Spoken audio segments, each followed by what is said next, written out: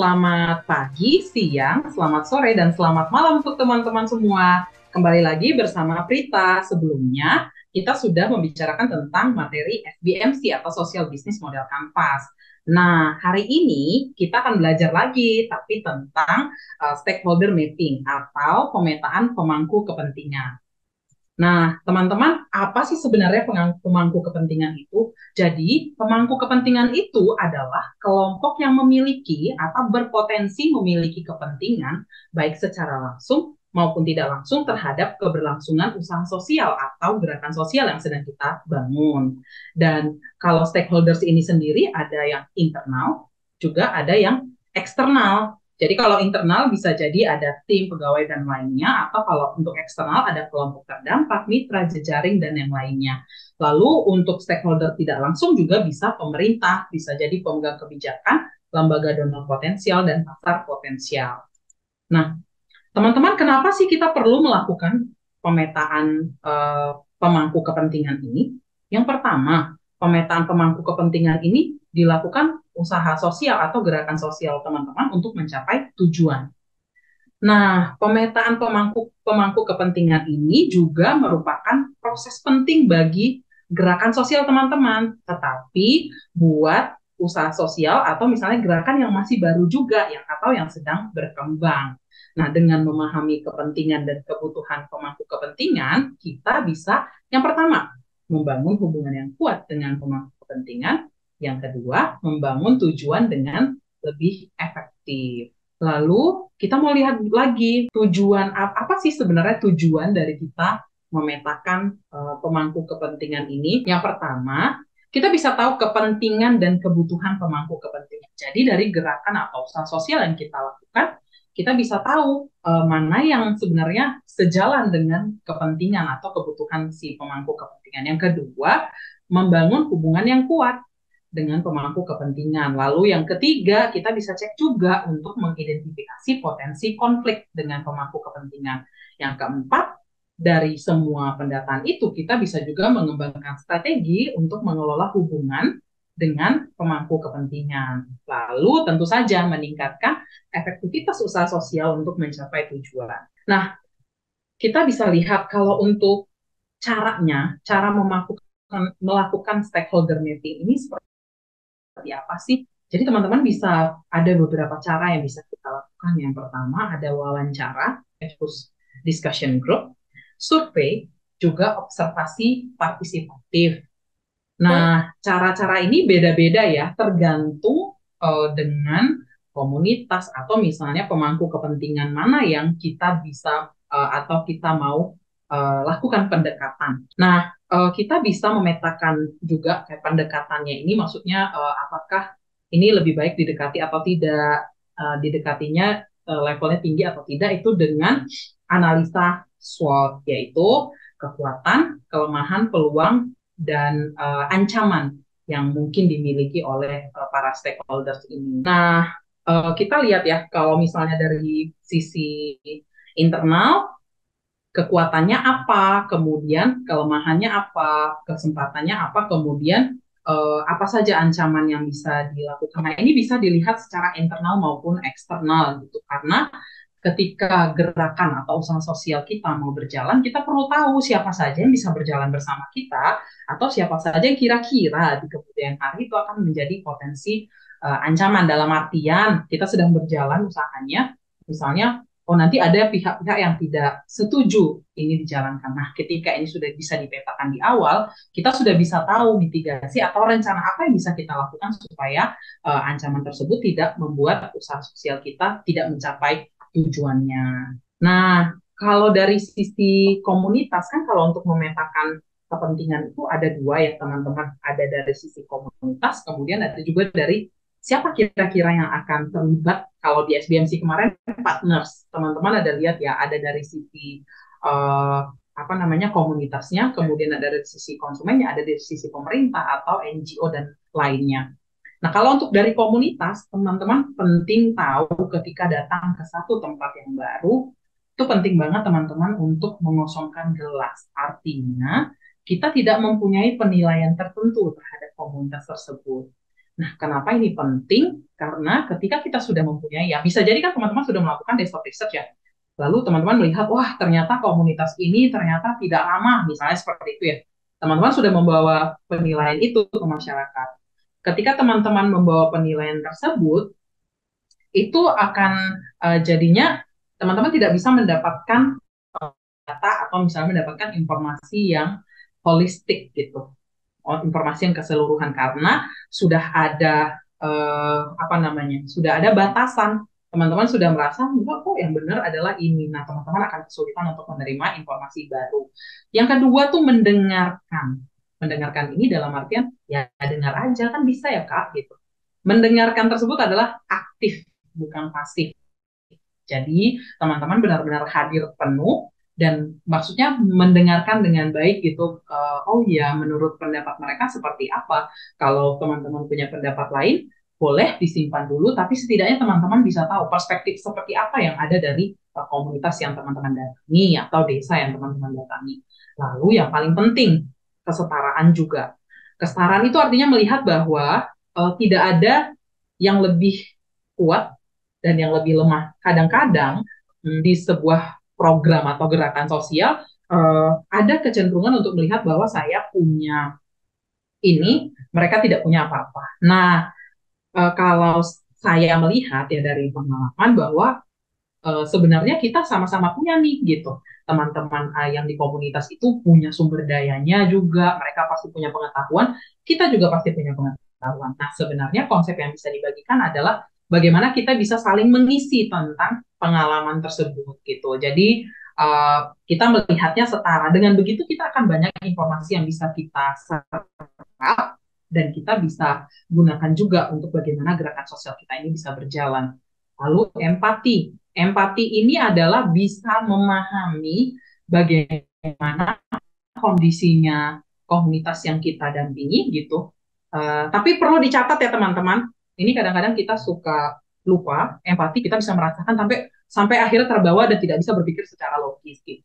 Tetap kita bisa merasakan bagaimana proses yang terjadi di mereka, tapi kita mikir juga, oh iya, oh benar, dengan merasakan itu kita akan tahu, oh iya, rasanya seperti ini ya, berarti kita harus melakukan apa gitu. Saya pernah punya pengalaman ya, maksudnya melihat bahwa, oh ini kok kenapa miris ya kondisi edukasinya gitu. Saya melihat itu sebagai, oh ya udah, kondisinya memang sedih ya. Tapi setelah itu kita mikir dari sisi sedihnya kita, apa yang bisa saya lakukan ya untuk kondisi ini. Nah itu empati yang benar gitu ya. Lalu curiosity atau perasaan ingin tahu gitu.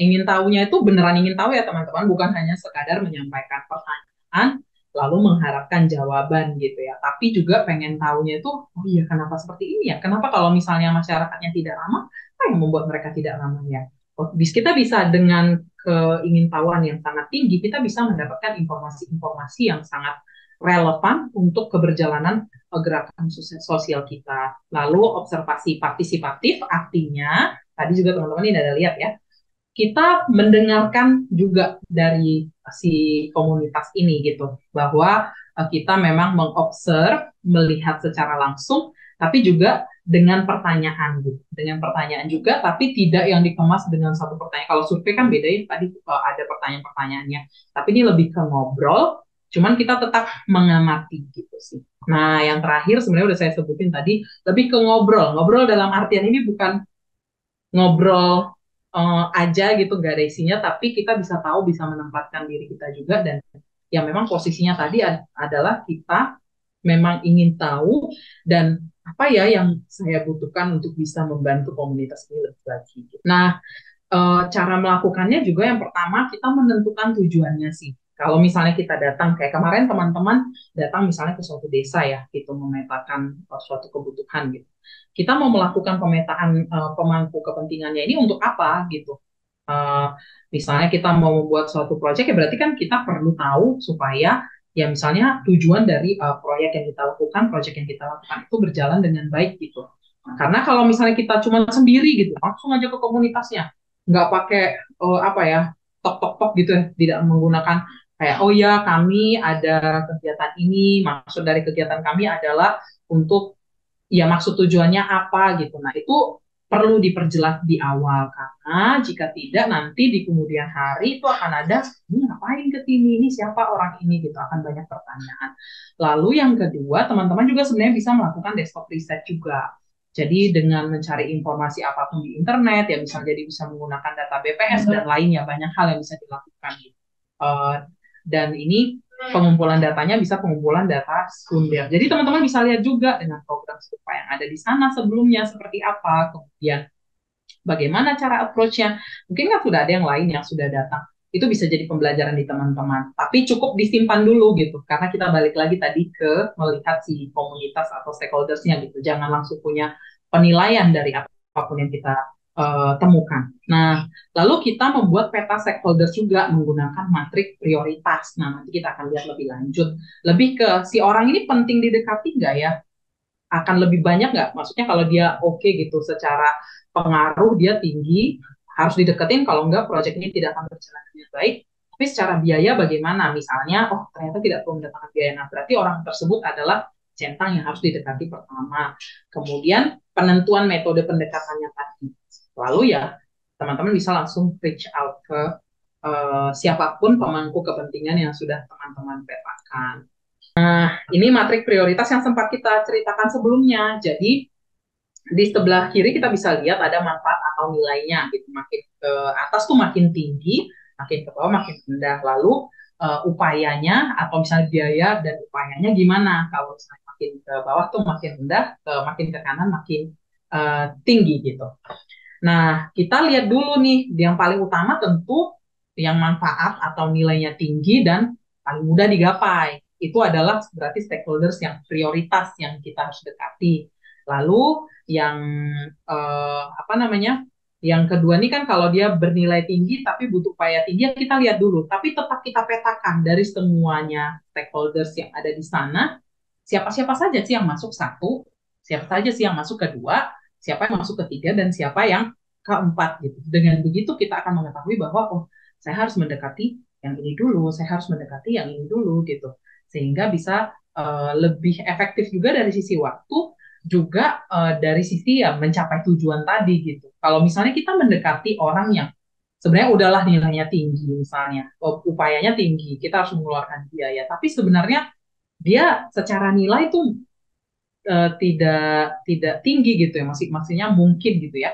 Berarti kayak sebaiknya tidak usah gitu. Nah, jadi dilihat ini kalau dari prioritasnya yang kalau paling mudah digapai itu adalah yang utama, lalu yang kedua itu yang bernilai tinggi tapi butuh upaya tinggi, kita lihat lagi ya. Lalu yang ketiga mungkin kita perlu mendekati juga kalau dia ya nilainya rendah, ya upayanya rendah juga gitu. Kita lihat sejauh apa dia potensinya untuk kita masukkan ke dalam proyek sosial kita. Lalu yang terakhir yang kita pikirkan nanti, aduh kayaknya nggak dulu deh. Ya berarti tidak sebanding dengan upaya yang kita lakukan. Nah, ini kita lihat ya. Berarti dari semuanya sebenarnya kalau misalnya mau dilihat ini contoh ya, ini contoh kalau misalnya kasusnya uh, misalnya pengembangan UMKM gitu ya. Berarti untuk utamanya mungkin individu atau kliennya, misalnya yang kedua ya komunitas atau NGO atau donornya. Nah, pemerintah kita lihat lagi apakah ada hubungannya dengan ini, kemudian ya investor mungkin nanti gitu di akhir. Nah, kita lihat dari yang 1, 2, 3, 4-nya tadi. Tapi dengan memetakan ini teman-teman bisa tahu nanti cara-caranya juga di masing-masing kotak ini bagaimana cara pendekatannya. Nah, strategi untuk stakeholder mapping ini sebenarnya kan kita mau memahami ya, mendapatkan informasi juga tentang pemangku kepentingan. Nah, kita harus mengidentifikasi semua pemangku kepentingan yang berhubungan dengan proyek usaha sosial atau proyek sosial yang akan kita jalankan. Dari komunitas, kemudian pemerintah mungkin, atau siapa pemerintah desa, atau yang lebih tingginya mungkin kementerian, atau dinas, siapa yang akan terkait. Kemudian mengumpulkan informasi dengan terkait dengan pemangku kepentingan tadi. Kita lihat kebutuhannya mereka tuh apa yang bisa inline dengan apa yang kita kerjakan. Peluangnya apa, kekuatannya apa, ancamannya apa, kelemahannya apa. Nah, lalu kita analisa data hasil temuannya dan kita membuat strategi dengan pemangku kepentingan ini gitu. Nah, ini contoh penerapan stakeholders mapping ini sebenarnya tentang pengembangan UMKM, tapi nanti saya kasih contoh yang detailnya di bawah ya. Teman-teman lihat untuk yang kotaknya tadi ya, ada 1, 2, 3, dan 4. Berarti yang pertama adalah yang diprioritaskan, yang kedua ya boleh lah gitu, yang ketiga oke, yang keempat mungkin lihat lagi gitu. Nah, kalau untuk dari stakeholders mapping yang ini, kelompok yang memiliki kepentingan yang tinggi dan kekuatan yang tinggi, kan ini tentang pemberdayaan UMKM ya, kepentingan pengembangan UMKM gitu. Kalau pemerintah bisa jadi memang dia punya agenda di sini gitu. Jadi terus kemudian kelompok stakeholders yang aware juga dengan isu pengembangan UMKM, bisa dicek entah komunitas, entah NGO, entah lembaga lainnya memang yang punya kepentingan yang sama. Kemudian ya misalnya kelompok yang memiliki kepentingan dan kekuatan pengaruhnya rendah ya. Nah, ini kayak misalnya swasta, dia mau berinvestasi, mau memberikan pinjaman, kayak gitu ya. Nah, jadi kalau dari sisi stakeholders-nya kan penting, namun masih perlu pemberdayaan lebih lanjut ya untuk bisa mendapatkan ini. Lalu yang ketiga adalah kelompok yang memiliki kepentingan rendah dan pengaruhnya juga ya rendah gitu. Dan ini bisa jadi dari sisi pemerintah juga, dari sisi perizinan atau pembebasan lahan. Nah, kelompok yang bermanfaat untuk merumuskan atau menjembatani dan keputusan dan opini. Lalu yang selanjutnya mungkin yang memiliki kepentingan dan kekuatan lalu pengaruhnya rendah adalah ya komunitas yang nanti akan dampingi gitu ya, atau masyarakat sekitar. Apakah dia punya hubungan langsung untuk penguatan UMKM ini? Bisa jadi tidak gitu. Nah, ini mungkin kalau ngelihat kotaknya bingung gitu ya teman-teman ya. Jadi saya kasih contoh. Jadi dari pengalaman ini ada satu cerita. Jadi ini tentang pemberdayaan ibu-ibu di desa Bonjeruk, Lombok Tengah. Jadi sebenarnya gerakannya ini diawali dengan memaksimalkan apotek hidup gitu ya, dengan menanam pare. Nah, jadi kondisinya di desa ini tuh sebenarnya sebagian besar suami-suaminya itu pergi menjadi TKI gitu. Jadi ibu-ibu ini banyak di rumah. Nah, si penggerak ini dia melihat bahwa sebenarnya di desa ini potensinya sangat kuat gitu. Dan dia lihat oh sebenarnya dari sisi tanaman ini akan lebih mudah kalau misalnya menanam apotek hidup di sekitar rumah. Nah, mereka punya satu kebun bersama, lalu mereka juga punya kebun di rumah masing-masing. Awalnya ditanam itu ada berbagai macam. Salah satunya adalah pare. Teman-teman tahu pare ya? Pare itu kan pahit, terus kayak kalau dimakan gitu aja saya aja nggak terlalu suka gitu. Maksudnya kayaknya kurang lah ya secara nilai. Kemudian, nah si ibu ini melihat bahwa oh ini akan menjadi komoditas. Di awal-awal dia kan mengajak ya, kalau misalnya melihat dari kelompok yang diajak adalah sebenarnya kelompok memiliki kepentingan dan pengaruhnya lumayan rendah si ibu-ibu ini tadi ya gitu. Nah lalu beliau sebenarnya ke desa mengajak, oh Pak ini gimana ya kalau misalnya kita bikin kelompok wanita tani gitu.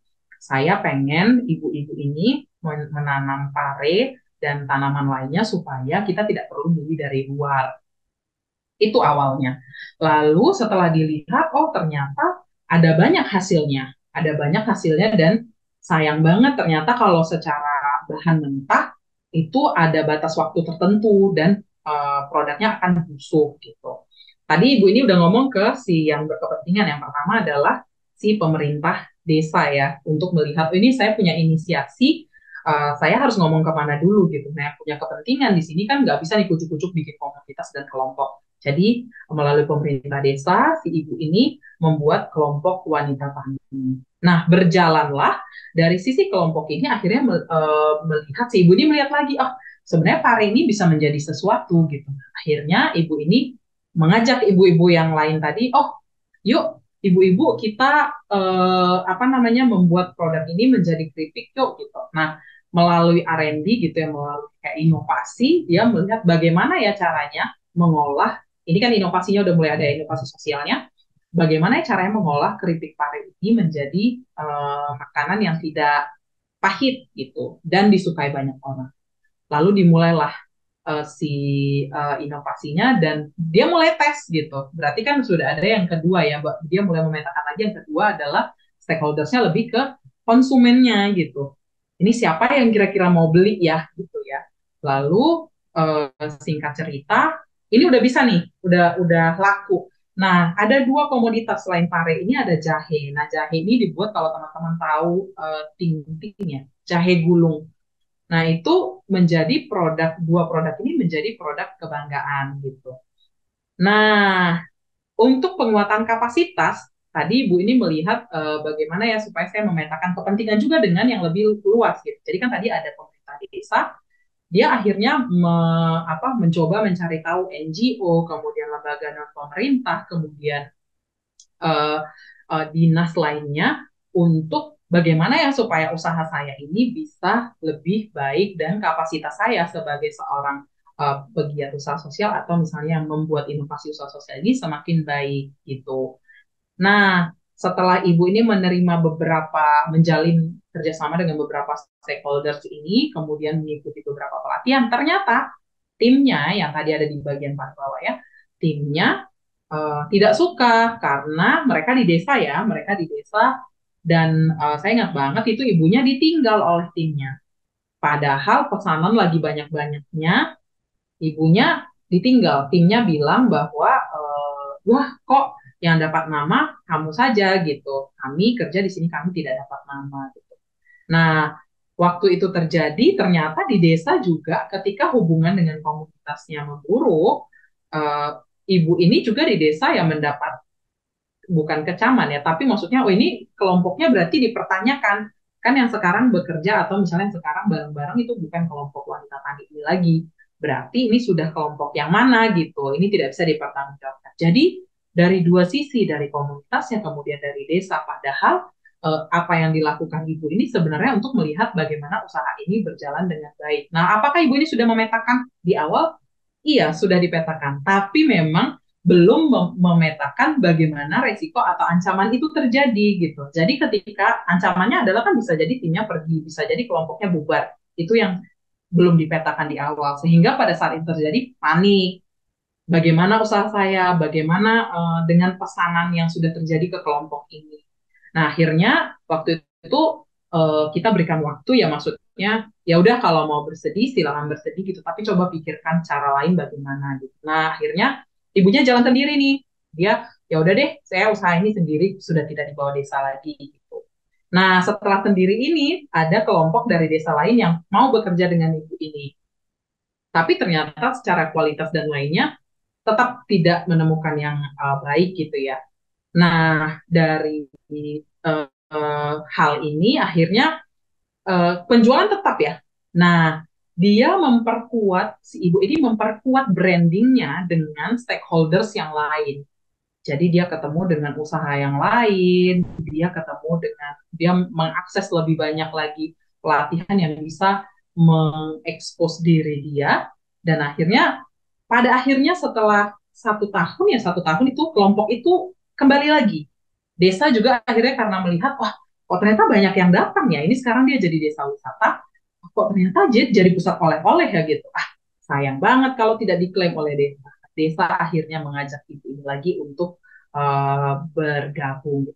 Nah, tapi cara dia untuk memetakan, wah kalau saya begini caranya hanya di desa ini saja, hanya mengharapkan oleh pemerintah desa saja, saya nggak akan bisa berkelanjutan gitu. Dan tadi yang di awal yang kurang dipetakan dengan baik adalah ancaman yang akan terjadi di kemudian hari. Ibu ini tidak menyangka tadi bahwa timnya akan apa namanya tidak mau lagi bekerja gitu dengan pikiran yang di desa gitu ya, tidak mau bekerja lagi karena merasa oh kenapa dia yang training keluar gitu, kenapa kami tidak disertakan gitu karena komunikasi mungkin yang tidak baik pada saat itu. Tapi pada akhirnya dengan exposure yang semakin luas, kemudian ibu ini bisa menjalin hubungan yang baik dengan desa, mencari siapa partner-partner strategis yang bisa memajukan usahanya. Oh ternyata yang lain kembali lagi di ibu ini. Nah itu salah satu contoh. Jadi melihat bagaimana pemetaan itu di awal sangat penting ketika atau misalnya kita di awal itu lupa gitu ya untuk memetakan oke kekuatannya apa tadi sudah ya, kekuatannya apa kita sudah lihat, lalu kelemahannya dari sisi kelemahan dan ancamannya tadi kurang dipetakan dengan baik gitu, sehingga ya ketika terjadi bingung gitu, wah saya harus bagaimana. Nah teman-teman juga bisa seperti itu, bisa jadi nanti kan teman-teman sudah ke satu desa, ini tadi contoh. Lalu teman-teman melihat, misalnya teman-teman mau, oh di desa ini sebenarnya tuh ada bagus nih Kak potensinya. Wah ini Kak sebenarnya bisa dikembangkan lebih lanjut. Ajaklah orang-orang yang memang tergabung dan kemungkinan akan bersinggungan dengan apa yang teman-teman kerjakan. Gitu. Tadi moral dari cerita itu adalah bagaimana kita bisa memetakan dengan tepat siapa sih sebenarnya orang-orang yang akan terlibat atau pihak-pihak stakeholders yang akan terlibat dalam pergerakan usaha sosial kita gitu. Dan bagaimana cara approach-nya? Nah, tadi beda-beda. Kalau ke komunitas ya berarti kita tadi menyampaikannya dengan bahasa yang sehari-hari.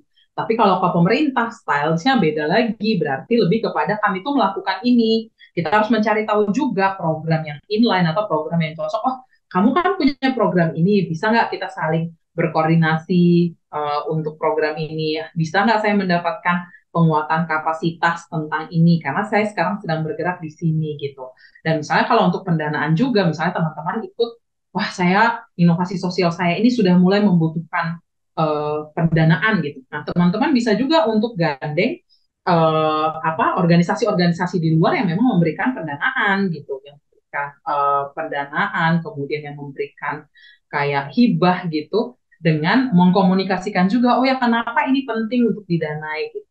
Nah, jadi sebenarnya kalau gerakan sosial ini tidak akan bisa berdiri sendiri gitu. Teman-teman akan membutuhkan multi sektor atau multi pihak untuk bisa membuat gerakan sosial atau usaha sosial, proyek sosial yang sedang teman-teman jalankan berjalan dengan sustainable atau berkelanjutan. Nah, kalau dari teman-teman, apakah ada pertanyaan? Kalau tidak ada, demikian. Maksudnya hari ini kita sudah belajar tentang stakeholders mapping atau pemangku kepentingan. Semoga teman-teman bisa juga untuk memetakan pemangku kepentingan yang akan terkait dengan proyek atau usaha sosial yang teman-teman jalankan. Terima kasih.